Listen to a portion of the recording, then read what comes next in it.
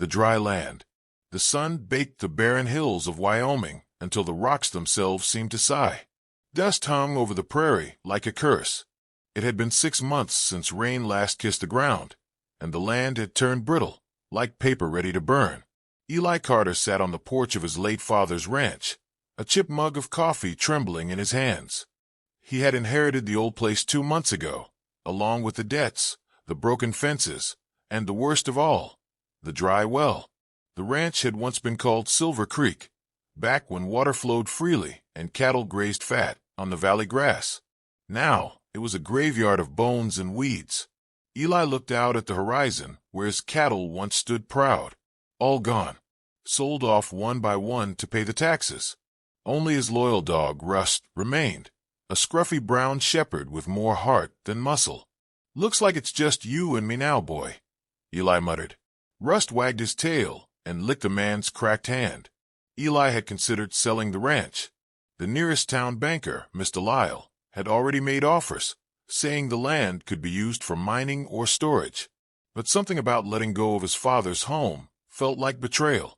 The place carried more than sweat. It carried blood, memory, and pride. That night, a dry wind moaned across the plains. Eli lay awake in his small cabin, staring at the ceiling. He could hear the groan of the windmill, its blades turning aimlessly over the dry well that no longer gave a drop. Then he heard it, Rust growling low from the porch.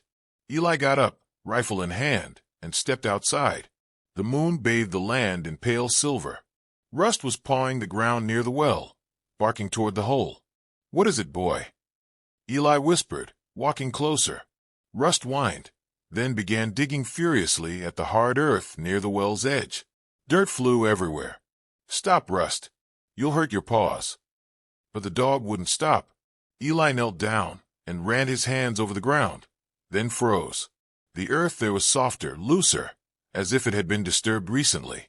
The next morning, Eli fetched a shovel. "All right, Rust," he said. "Let's see what you found." He dug for nearly an hour under the blazing sun. Sweat ran down his neck, his arms ached, and the shovel struck something solid. Clink. Eli's heart skipped. "What in?" He cleared the dirt away and found a wooden box. It was old, water-warped, and sealed with a rusted iron latch. The box was heavier than it looked. He carried it to the porch and pried it open with a crowbar. Inside lay several small canvas, sacks tied with string. Eli opened one, expecting stones. Instead, gold coins spilled into his hand, glinting like captured sunlight. "Sweet Lord," he whispered. Rust barked once, tail wagging proudly. Eli counted the sacks. There were 6. And beneath them, wrapped in oilcloth, was a folded map. He unrolled it on the table. It was a hand-drawn chart of the valley, his valley. Marked in red ink were small X's across the property, each labeled with a number. At the bottom of the map, a signature read, "J. Carter, 1889. Eli stared at it in disbelief. That was his great-grandfather's name. He leaned back, shaking his head. The old man had buried gold, and perhaps more, all across the ranch. But why? As the sun dipped below the ridge, Eli realized something chilling. The map wasn't just a treasure guide. It was a message, one his ancestors had hidden for someone worthy enough to find. And now, a century later, the land was whispering again, the buried truth. Eli couldn't sleep that night. The gold sat in the box by his bedside, glowing faintly in the moonlight. Rust lay at his feet, twitching in dreams. "Why'd you bury it, old man?" Eli murmured to the empty room. "And what else did you hide out there?" By dawn, he'd made up his mind. He loaded his horse, slung his rifle, packed a map, and set out across the land marked with X's. The first sight was a rocky ridge a mile north of the ranch. Rust ran ahead, barking happily, nose to the ground. The ridge was hard-packed, but Eli noticed something strange, a patch of soil that seemed newer. He began to dig.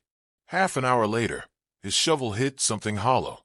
This time it wasn't a box, it was a wooden crate. Inside lay several glass jars filled with papers and leather-bound books. He opened one of the books and blew off the dust. It was a journal, written in his great-grandfather's shaky script. "June 1890. If anyone finds this, know that Silver Creek was never dry. We sealed the water to protect what lay beneath. The gold came from the mine on the south ridge, where we found more than ore. We found something else. Eli's pulse quickened. Something else. He flipped the pages. The entries grew more erratic. July 1890. Men began disappearing near the well. The ground hums at night. We covered the entrance. God forgive me, I think we woke something. Eli shut the book, cold creeping up his spine.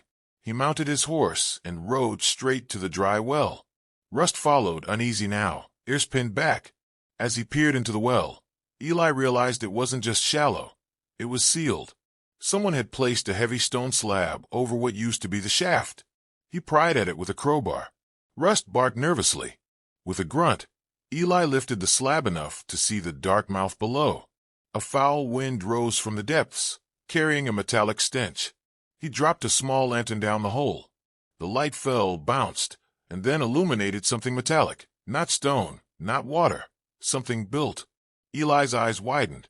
There was a tunnel down there, with old support beams and metal piping. He tied a rope around a nearby post, slung his lantern, and climbed down, Rust whining from above. The tunnel stretched west, cool and damp. Rust eventually followed, trotting beside him. The air smelled of rust, oil, and old machinery. After 20 yards, the tunnel opened into a chamber, part mine, part workshop. Tables lined the walls, filled with tools, gears, and half-buried crates.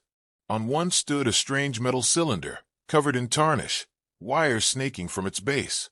Eli ran a hand over it. What the hell is this? He found another notebook nearby. Different handwriting, neater. Experiment log, Dr. Jonas Carter. Year 1891. Objective: harness subterranean pressure to generate endless energy. The well engine. Eli blinked. Endless energy. His great-grandfather had been working on a machine, a generator that used underground pressure, perhaps even geothermal heat, to create power. But why bury it? The next pages told the truth. The engine works too well. The land shook for days. The spring dried. Water turned black. We sealed it before it consumed us all. Eli stepped back. The device hummed faintly, still alive. He knelt beside it, torn between wonder and fear. If he could repair it, maybe it could power his ranch, maybe the whole valley. But the old warnings haunted him. Rust growled, backing away from the machine. Then, faintly, the ground trembled. Eli froze. Dust fell from the ceiling. The hum grew louder, like a heartbeat. He grabbed Rust and ran for the rope. Behind him, a light flickered from the machine, pulsing blue. As they climbed out, the earth gave a low groan. The well shook violently, cracking along its rim. Eli dragged Rust away just as the ground collapsed, swallowing the well in a cloud of dust and smoke. When the air cleared, there was only silence, and a faint glimmer deep in the new crater. Days later, when the sheriff came by to check on the disturbance, Eli told him the truth, or part of it. The sheriff shrugged, said maybe a gas pocket exploded. Eli didn't correct him. He just looked out at the land. For the first time in years, a small stream trickled down from the ridge. The well, or what was left of it, had released something. Maybe pressure, maybe hope. Russ sat beside him, tail wagging softly. Eli smiled faintly. Guess you found more than gold, huh, boy? The land looked different now, greener somehow, as if the earth itself had sighed in relief. He didn't touch the buried chamber again. The gold, he donated to restore the town. The rest, he left where it belonged. As the sun set behind Silver Creek, Eli whispered to the wind, "Rest easy, old man. Your secret's safe."